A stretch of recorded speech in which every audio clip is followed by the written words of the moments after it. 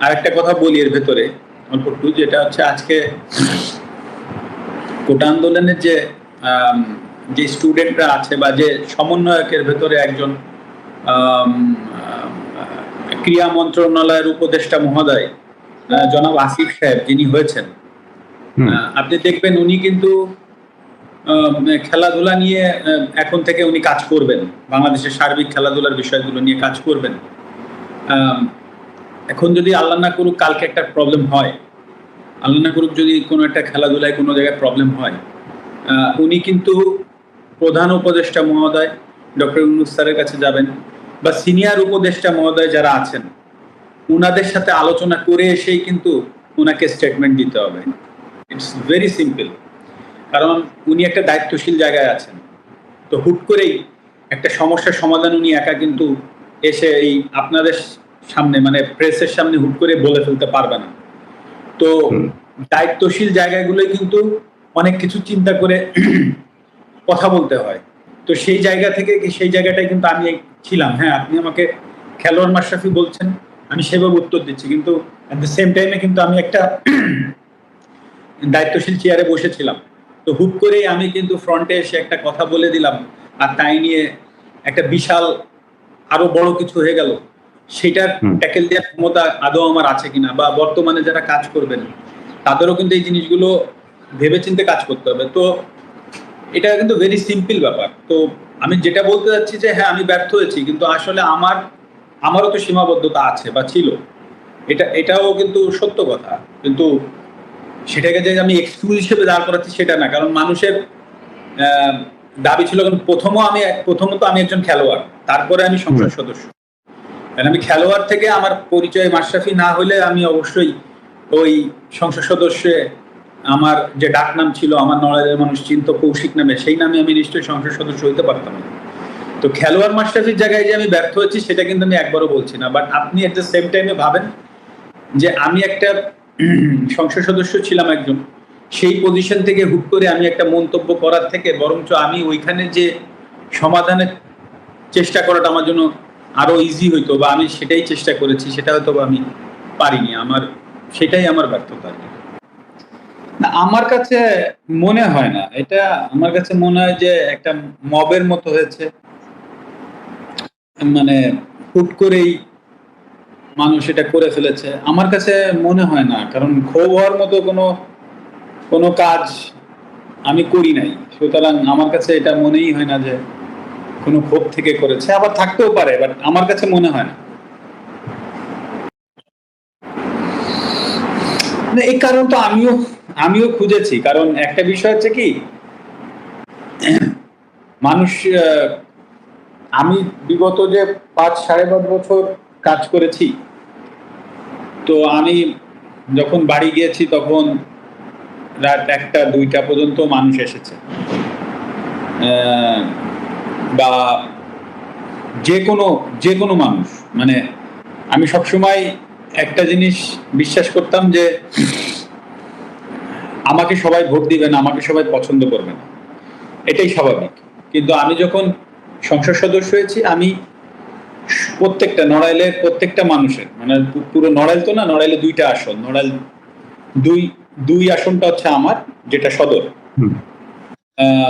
নড়াইল সদর এবং লোহাগাড়া উপজেলা মিলি। তো এইখানের প্রত্যেকটা মানে মানুষের এমপি আমি সেইভাবেই চিন্তা করেছি এবং সেইভাবেই কাজ করেছি।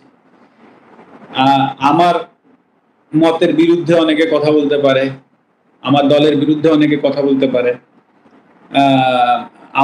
আমাদের সাথে মতামত নাও মিলতে পারে। তো এই জিনিসগুলো আমি কখনো দেখিনি।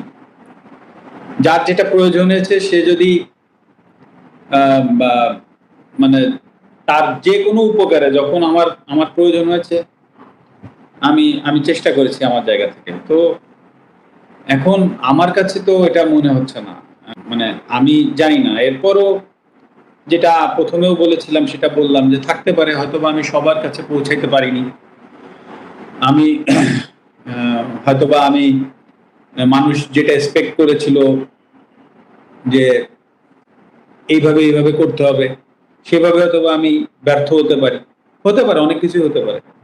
তবে আমার জানা মতে আমি আমি নড়াইলের জন্য আমার সম্ভাব্য যা কিছু ছিল, যে যেটা আগেও বললাম যে খেলাধুলাটা আমি 20 বছর, প্রায় অলমোস্ট প্রায় 20 বছর জাতীয় দলে খেলেছি। আপনি যদি তাকায় দেখবেন যে আমার স্ট্যাটস কখনো বলে না যে আমি পৃথিবীর সেরা কোনো খেলোয়াড় বা বাংলাদেশের কোনো সেরা খেলোয়াড়, অথবা আমার স্ট্যাটস সেটা বলবে না। তো রাজনীতিবিদ হিসেবে তো নাই, কারণ 5 বছরে আপনি এমন কোনো রাজনীতিবিদ হয়ে উঠতে পারবেন না। কিন্তু এই খেলোয়াড় জীবনে যেটা বলেছি যে আমি আমার শারীরিক মানসিক যতটুকু সম্ভব সবটুক দিয়ে ক্রিকেট খেলেছি। ঠিক সংসদ সদস্য হওয়ার পরে 2-2.5 বছর কিন্তু করোনায় চলে গেছে, তারপরও আমি আমার সম্ভাব্য সবকিছু, আমার চাওয়া পাওয়া চিন্তা চেতনা সবকিছুই নড়াইল ঘিরেই ছিল, যে আমার নড়াইলের আসলে কোন জিনিসটা করলে নড়াইলের মানুষ উপকার হবে, সেই জায়গাটা নিয়ে আমি কাজ করেছি। তো সুতরাং আমি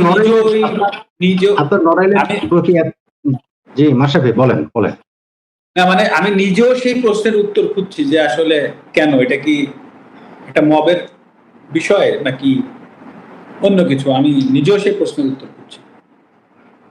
তখন মূল আলোচনার বিষয়বস্তু ছিল এটাই, এবং আমি তো আমার আগের সাক্ষাৎকারে বলেছি যে, এবং আমি এটা নিজের থেকে বানিয়ে বলি নাই যে বুকে পাথর চাপা দিয়ে মেনে নিলাম, এটা আমি ওনার বক্তব্যকে কোট করেছি। সো এবং এই বিষয়ে আমার জানা মতে কোনো রিবাটাল বা এরকম কিছু তো আসে নাই। তো সেই জায়গা থেকে আমার জায়গা থেকে আমার মনে হয়েছে যে আওয়ামী লীগের প্রতি সিম্প্যাথি থাকাটা এবং আওয়ামী লীগকে ফিরে আনার কিংবা নানা, যেমন এখন একটা কথা শুনতে পাওয়া যায় যে জাতীয় পার্টিকে প্রধান বিরোধী দল করার জন্য একটা তোড়জোড় চলতেছে।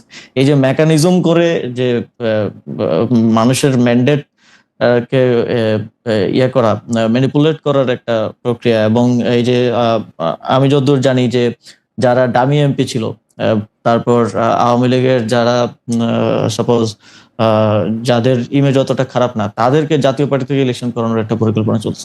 এই ধরনের উদ্যোগ বা এই ধরনের বিষয়গুলোর কারণেই কিন্তু আমি ব্যক্তিগতভাবে এবং সরকারেরও বিভিন্ন অংশ এই বিষয়টা নিয়ে হয়তো স্কেপটিক্যাল থাকতে পারে, এবং সেটা কতটুকু আসলে যেটা বলছেন যে স্যারের সাথে সম্পর্ক খারাপ, এটা আমি কখনো দেখি নাই। স্যার সবসময় সবাইকে ওন করে সবাইকে সাথে নিয়ে আসলে কাজ করতে চান, এবং মূলত 5ই আগস্টের পরে এত বড় একটা অভ্যুত্থান বিপ্লবের পরে বাংলাদেশে যে পরিস্থিতি খারাপের দিকে যায় নাই, দেশটা যে একটা গৃহযুদ্ধের দিকে যায় নাই, বরং আস্তে আস্তে আরো স্টেবিলিটির দিকে আসছে, এটা মূলত স্যারের এই সবাইকে অ্যাকোমোডেট করে কাজ করার মানসিকতার কারণেই সম্ভব হয়েছে। আমি এই জায়গাটায় যদি আপনাকে একটু বলি, যে কারণ এগুলি খুবই গুরুত্বপূর্ণ প্রসঙ্গটা হচ্ছে এরকম যে ধরেন আপনি বলছিলেন যে মেকানিজম করে কোনো কিছুর একটা ম্যান্ডেট আদায় করা, যেমন আপনি এখন জাতীয় পার্টির কথা বললেন যে জাতীয় পার্টিকে প্রধান বিরোধী দল বানানোর একটা মেকানিজমের কথা শোনা যাচ্ছে। আমরা কিন্তু বিভিন্নভাবে শুনতে পাচ্ছি যে সরকারের ভিতরে আরেকটা সরকার আছে। আমরা এরকমও শুনতে পাচ্ছি যে গোয়েন্দা সংস্থাগুলি যারা শেখ হাসিনার সময়ে অ্যাক্টিভ ছিলেন তারা এখনো অ্যাক্টিভ আছেন, বিশেষ করে ডিজিএফআই এর কথা বলা হয়। কিন্তু আমরা তো দেখি ডিজিএফআই তো সরকার প্রধানকে রিপোর্ট করে, সেনা প্রধানকে না। মানে ডক্টর মোহাম্মদ ইউনূসের আন্ডারে ডিজিএফআই। তাহলে এই ব্যাপারটা আসলে কেমন? মানে যদি কেউ মেকানিজমটা করে থাকেন, এটা কি আপনারা সরকার থেকে করতেছেন নাকি সামরিক বাহিনী বা অন্য কোনো একটা সরকার যাদের আমরা চিনি না তারা করতেছেন? আপনি কি এইটা একটু অন পেপার তো অনেক কিছুই থাকে, কিন্তু বাস্তব প্রয়োগের ক্ষেত্রে সেটার বাস্তবায়ন বা সেটার প্রক্রিয়াটা অনেক সময় অনেক ভিন্ন রকম হয়ে যায়। আসলে 5ই আগস্টের পরে এখানে শেখ হাসিনা থাকা অবস্থায় যেমন ক্ষমতার কেন্দ্র ছিল শেখ হাসিনা এবং আওয়ামী লীগ রাজনৈতিক দল হিসেবে, 5ই আগস্টের পরে তো ক্ষমতার কেন্দ্রগুলো অনেক দিকে ভাগ হয়ে গেছে। এখন তো সরকার একমাত্র ক্ষমতার কেন্দ্র না, যেটার আমি মনে করি যে এই ঘটনা প্রবাহে অনেকের অনেক ভুল ছিল, এবং সেই ভুলগুলোর জন্যই দেখা গেছে যে এই ক্ষমতার এই কেন্দ্র বিভাজিত হয়েছে। রাজনৈতিক দলগুলো একটা এখন ক্ষমতার কেন্দ্রে আছে, কারণ হচ্ছে সরকারের যে কোনো পলিসি ডিসিশন, বিগ ডিসিশন রাজনৈতিক দলগুলোকে ছাড়া নেওয়া যাচ্ছে না, তাদের সাথে বোঝাপড়ার ভিত্তিতে, ঐকমত্যের ভিত্তিতে নিতে হচ্ছে। এখানে মিলিটারি একটা ক্ষমতার কেন্দ্র হয়ে উঠেছে 5ই আগস্টের পরে, যেটা 5ই আগস্টে আমাদের রাজনৈতিক দলগুলো সেই ম্যান্ডেটটা ক্যান্টনমেন্টে গিয়ে দিয়েছেন বলে আমি মনে করি। এবং এই কমপ্লেক্স সিচুয়েশনের কারণে, যে এই যে অন পেপার যেরকম আছে যে ডিজিএফআই প্রধান উপদেষ্টাকে রিপোর্ট করবে, কিংবা যেটা যেভাবে চলা উচিত অন পেপার সেটা সেভাবে তার আসলে চলছে না। তো এই সবকিছু মিলে সরকারের ভিতরে, একটা সরকার না, সরকারের ভিতরে এটা সব সরকারের ভিতরেই থাকে, নানা ধরনের মানুষ থাকে। একটা পলিটিক্যাল গভর্নমেন্ট আসলেও তো আমরা বলি যে এখানে ভারতপন্থীরা আছে, এখানে পাকিস্তানপন্থীরা আছে, এখানে অমুক হচ্ছে আমেরিকাপন্থী। তো এই সরকারটা তো আসলে কোনো ইউনিফাইড জিনিস না, এটা তো এক জায়গা থেকে আসে নাই। এই সরকারের যদি 20 জন লোক থেকে 20 জন লোক 20টা জায়গা থেকে আসছে, তো সেই জায়গা থেকে ওই ক্ষমতার কেন্দ্রটা আসলে এক জায়গায় নাই, সেটা বিভিন্ন ইয়া থেকে মোবিলাইজ হয়। তো অন পেপার যেটা যেভাবে আছে সেটা সেভাবে চলা একটু মুশকিল এই সময়ে। আহ, আমার মনে হয় যে আপনি অনেকগুলি গুরুত্বপূর্ণ বিষয়ে আসলে যতটুকু আপনার পক্ষে বলা সম্ভব একটি সাংবিধানিক পদের থেকে আম, আহ, সেরকমই আপনি বলছেন, কিন্তু আমাদের জন্য যদি একটু আপনি পরিষ্কার করতেন, যেমন যে রাজনৈতিক দলগুলোকে এখন আপনি ক্ষমতার কেন্দ্র বলতেছেন সরকার অনেকগুলি সিদ্ধান্ত আসলে রাজনৈতিক দলগুলোর বাইরে নিতে পারছে না, সেনাবাহিনীকেও আপনি একটা ক্ষমতার কেন্দ্র বলছেন। আমরা কি এরকম বলতে পারি যে এরকম আমরা আসলে, মানে আমার কানে যেরকম করে কথা আসে সেটা হচ্ছে যে এখন বাংলাদেশ সরকারের অর্থাৎ আপনাদের সকল সিদ্ধান্ত নিয়ন্ত্রণ করছে বিএনপি? আমরা কি এরকম ভাবে বলতে পারি যে আসলে জেনারেল ওয়াকারের পদবীর দিক দিয়ে তিনি আপনাদের সরকারকে রিপোর্ট করার কথা থাকলেও কাগজে কলমে অনেক ক্ষেত্রে তিনি একটি পক্ষ হয়েছেন? আপনি কি এরকমটাই বলছেন? বা আপনি যদি এই ব্যাপারটা আরেকটু ব্যাখ্যা করতেন, যে রাজনৈতিক দল বলতে কি শুধু আপনি বিএনপিকে বোঝাচ্ছেন নাকি জামাত বা এনসিপিকেও বোঝাচ্ছেন?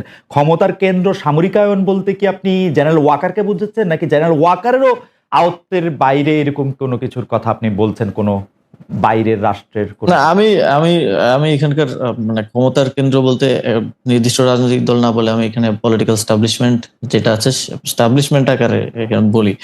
যেমন মনে করেন যে যদি উদাহরণ দেই যে স্থানীয় সরকার নির্বাচন, আমি তো স্থানীয় সরকার মন্ত্রণালয়ের দায়িত্বে। স্থানীয় সরকার নির্বাচনের সিদ্ধান্ত তো আমি নিতে পারি নাই, আমি না শুধু আমার সরকারও নিতে পারে নাই, কারণ এখানে রাজনৈতিক দলগুলোর এখন ঐকমত্য কমিশনে যে আলোচনা হয়েছে, সেখানে স্থানীয় সরকার নির্বাচন নিয়ে যে আলোচনা হয়েছে, সেখানে আমার জানা মতে বিএনপি এবং তাদের কয়েকটা সহযোগী দল ছাড়া বাকি সবাই স্থানীয় সরকার নির্বাচনের বিষয়ে একমত ছিল। এবং আমিও চেষ্টা করেছি যে অন্ততপক্ষে, কারণ দিন শেষে নাগরিক সেবা থেকে শুরু করে উন্নয়ন কার্যক্রম যে ব্যাহত হচ্ছে, এবং মানুষ যে প্রতিনিয়ত তার একটা আইডি কার্ড বানাইতে গেলে বা একটা জন্ম নিবন্ধন, মৃত্যু নিবন্ধন, ওয়ারিশ সনদ, এই প্রত্যেকটা কাজ তো লোকাল গভর্নমেন্টে থেকে হয়, এগুলোতে যে ব্যাহত হচ্ছে, এটার দায়টা তো আমার উপরে আসে যেহেতু আমি দায়িত্বে আছি। তো কিন্তু যখন সিদ্ধান্ত গ্রহণ প্রক্রিয়া এটা চলে যায়, তখন তো এটা বিভিন্ন এই যে ক্ষমতার যে কেন্দ্রগুলোর কথা আমি বললাম, সেখানে তো গিয়ে হচ্ছে আটকে যাচ্ছে। তো এখানে আমি কোনো নির্দিষ্ট দলের কথা না বলে পলিটিক্যাল স্টাবলিশমেন্টের কথা বলি, এবং কোনো নির্দিষ্ট ব্যক্তির কথা না বলে মিলিটারি স্টাবলিশমেন্টের কথা বলি, যেটা গত 15 বছরে 16 বছরে তৈরি করে যাওয়া হয়েছে। এবং আমি মনে করি যে শুধু এই সরকার না, এই সরকার তো অপেক্ষাকৃত একটা দুর্বল সরকার হিসেবে পরিচিত, এই সরকার না, যে পরবর্তী পলিটিক্যাল গভর্নমেন্ট আসলেও তাদের এই যে আওয়ামী যে এস্টাবলিশমেন্ট বিভিন্ন জায়গায় রয়ে গেছে, এইটার জন্য ভুগতে হবে, একটা দীর্ঘ সময় তাদেরকেও ভুগতে হবে, এবং এইটা সেটেল করাটা খুবই টাফ জব হবে পরবর্তী যে কোনো সরকারের জন্য।